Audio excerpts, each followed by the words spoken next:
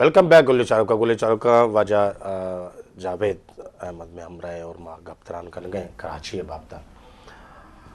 आपने बड़ी खूबसूरत बात कही कि मतलब हैरान होते थे उस वक़्त आप, यानी आपसे मुराद आप तर्जमान हैं उन तमाम नौजवानों के जो उस वक़्त ये फील करते होंगे कि ज़ुबान की बेस पर कोई कैसे नफ़रत जो है वो कर सकता है। और फिर नफ़रत ने बहुत सारा नुकसान भी पहुँचाया, सियाहत भी आपकी ख़त्म हुई, बिज़नेस भी यहाँ से ट्रांसफ़र हुआ।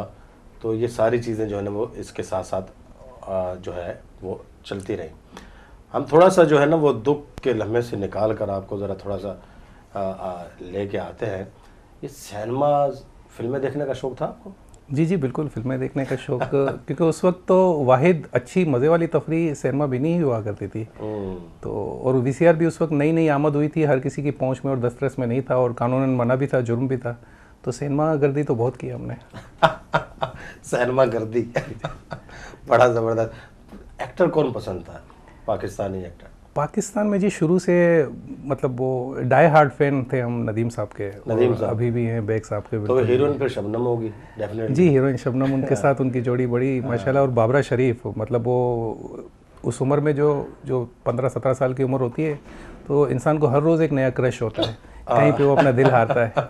तो मुझे याद है जी पहला क्रश जो था हमारा वो मैडम बाबरा शरीफ थी। हाँ मैडम बाबरा। अच्छा, कैसा माहौल था फिल्मों के हवाले से? यहाँ पर लोग मतलब बड़ा बेखौफ होके जाते थे रातों को, और औरतें वगैरह ये फैमिली ये सारा मतलब जी जी चले जाते थे? बिल्कुल बिल्कुल। वो असल में एक हाउस एंटरटेनमेंट भी एक यही थी ना, जैसे सिनेमा देखना। और हमें अच्छी तरह याद है अब्बा ले जाते थे जब बहुत छोटे थे तो ख़ास तौर पे एक तांगा करवाते थे। तांगे पे बैठ के यहाँ से प्लाजा क्वार्टर पे गए, कभी प्लाजा में देख ली, कभी नशेमन में कोई फिल्म देख ली। और उस ज़माने में फिल्में भी डायमंड जुबली, पूरी फैमिली अच्छा प्लैटिनम जुबली और डायमंड जुबली करती थी। और फिल्म का टिकट लेना एक जुए शीर के मुतरादिफ था लाने के। और सिनेमा हाउसेस भरे हुए होते थे ख़वातीन से, बच्चों से। एक बड़ा मतलब बेहतर माहौल था काफ़ी इससे। अच्छा, उस दौरान यहाँ पर भी शूटिंग्स जो है ना वो बड़ी तवातर के साथ होती थी, यानी उर्दू फिल्मों की? जी उस ज़माने में पाकिस्तान के अंदर 100 के करीब सालाना फिल्में बनती थी। ये फिगर इत्मीनान से हो जाता था, 90 फिल्में, 100 फिल्में। तो बैरून मुल्क शूटिंग का रुझान तो बाद में हुआ। जरा एक मिनट मैं अपने नाज़रीन को बता दूं, ये आप देख रहे हैं फैक्ट्स एंड फिगर, ये निगार में रिव्यू भी लिखते रहे हैं, ये जहन में रखिएगा, उस पर भी बात करेंगे।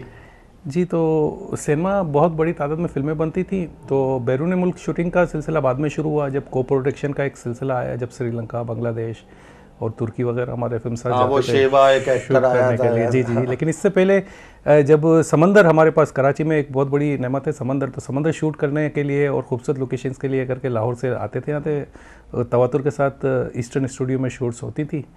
और कराची की इंडस्ट्री उस वक्त इतनी बड़ी साइज़ में तो नहीं थी, लेकिन थोड़ा बहुत काम यहाँ भी चल रहा होता था।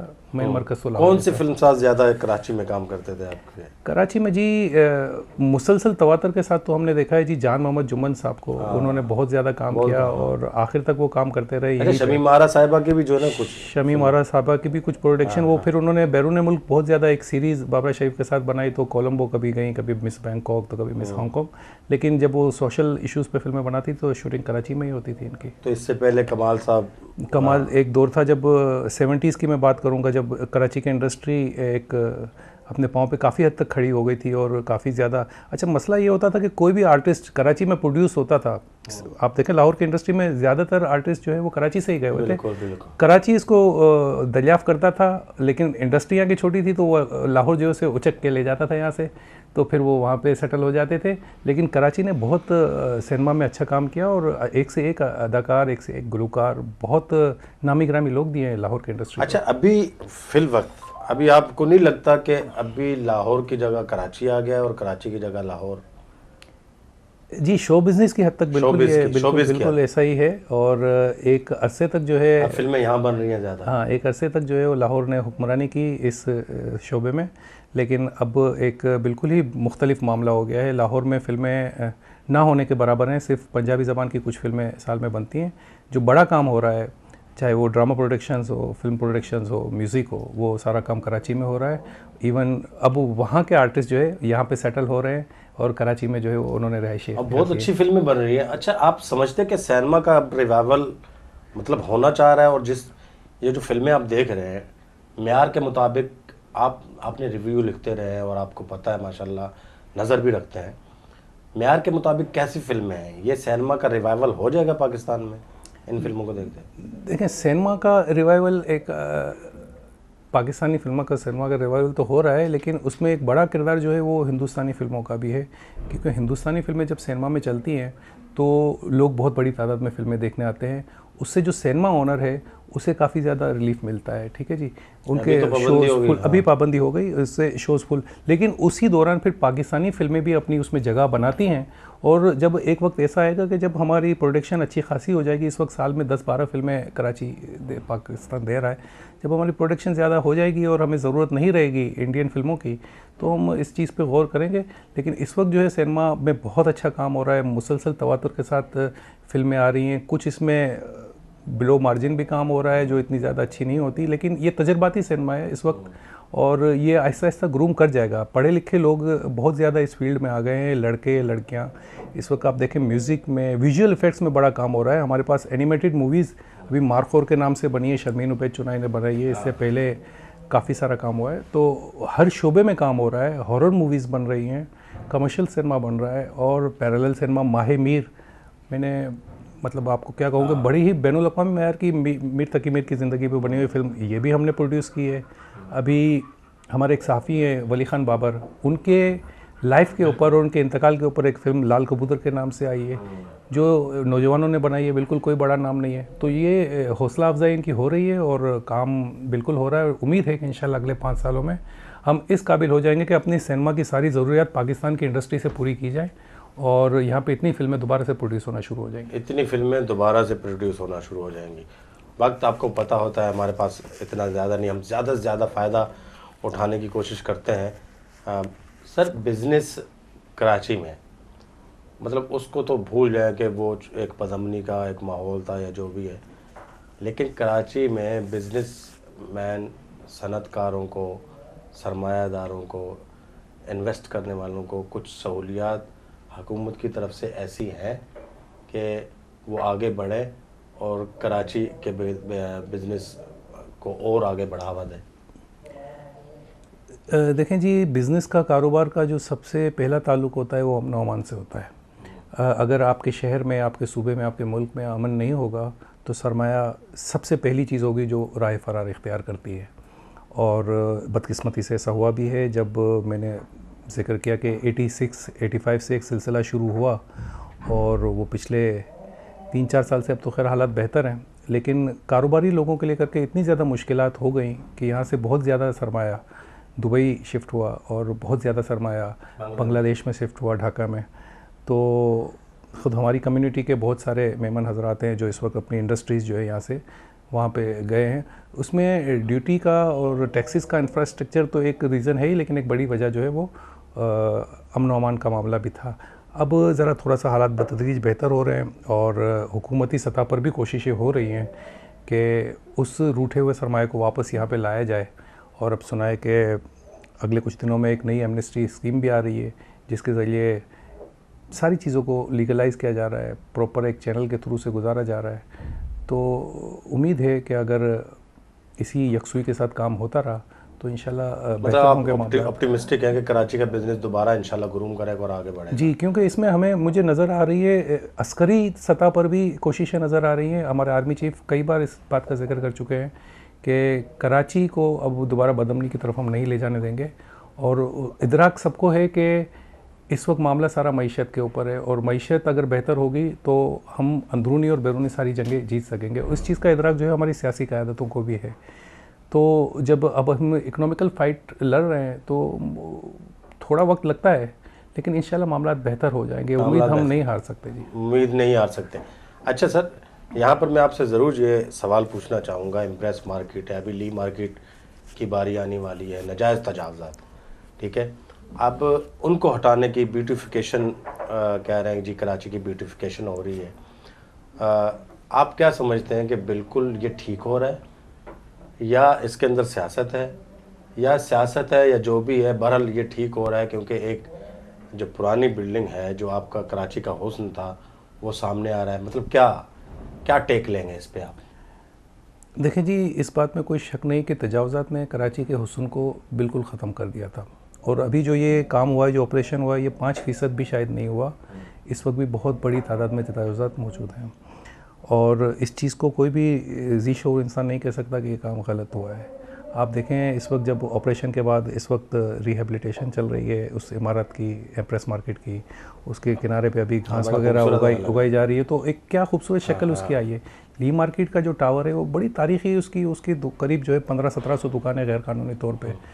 तो महज हम ये कह के कि यार लोगों का रोज़गार छीन जाएगा, हम अपने शहर की खूबसूरती को दाव पे नहीं लगा सकते।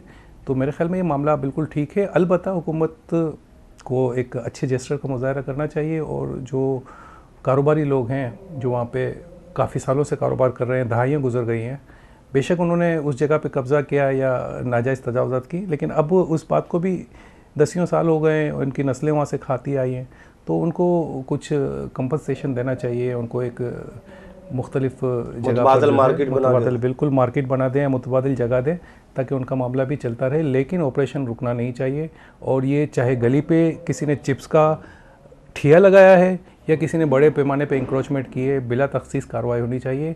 इसी सूरत में अभी देखेंगे बंस रोड पे जो उन्होंने सिर्फ छज्जे गिराए हैं, सिर्फ ये छज्जे गिराने की वजह से जो हमारी पुरानी इमारतें हैं उनकी खूबसूरती कितनी ज़्यादा, और हमारा एक हद निगाह बढ़ गई है। वरना आप बस रोड पे खड़े हो जाए तो आपको सिवाय जंगलों के और सिवाय न्यून साइन बोर्ड्स के कुछ नज़र नहीं आता था।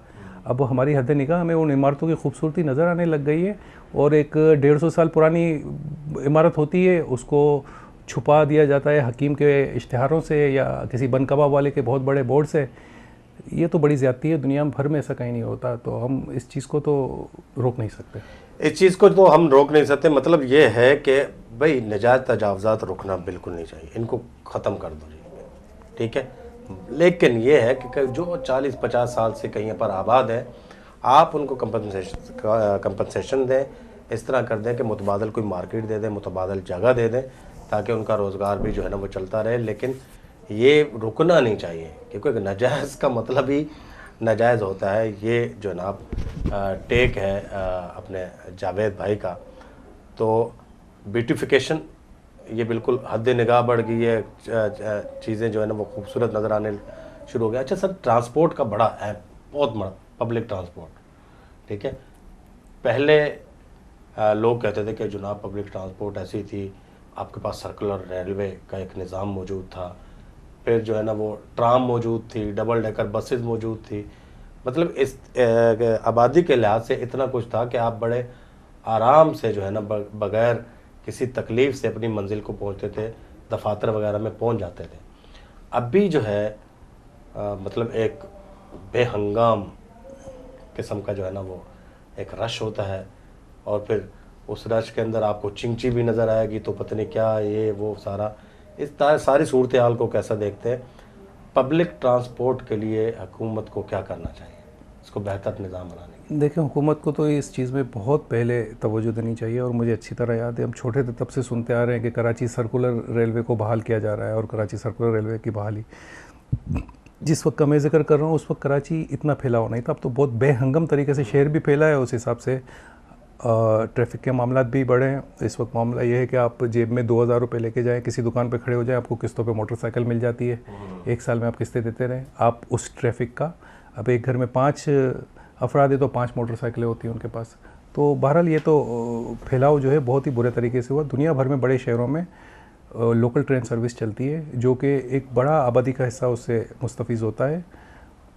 बम्बई जैसा शहर हमारे सामने मिसाल है। जी, बम्बई हमारे पड़ोस में है। इसके अलावा आप इंटरनेशनल किसी भी सिटी में चले जाएं तो वहाँ पे आपको ट्राम सर्विस एक बड़ी ताकत होती है, और रेलवे सर्विस एक बड़ी ताकत होती है। लेकिन बदकिस्मती से यहाँ पे मामला इतना देर हो चुकी है और शहर इतना बेहंगम तरीके से फैल चुका है कि अब तो इस पर मतलब हम समझें कि बिल्कुल यहाँ तक मामला आ गया है, और अब इस पर फ़ौरन एक्शन लेना चाहिए। सबसे पहले तो सर्कुलर रेलवे को बहाल करना चाहिए, और पूरी शद्दोमत के साथ चलानी चाहिए ट्रेन यहाँ पे। हम छोटे थे, हमें अच्छी तरह याद है, वज़ीर मेंशन से हम बैठते थे तो शहर भर की सैर करके आ जाते थे। और जो कारोबारी हजरात हैं, जो नौकरी पेशा हजरात हैं, वो भी सर्कुलर रेलवे में सफ़र करते थे। तो आपका एक बहुत बड़ा हिस्सा जो है ट्रैफिक का वो तो यहाँ पे कवर हो जाएगा।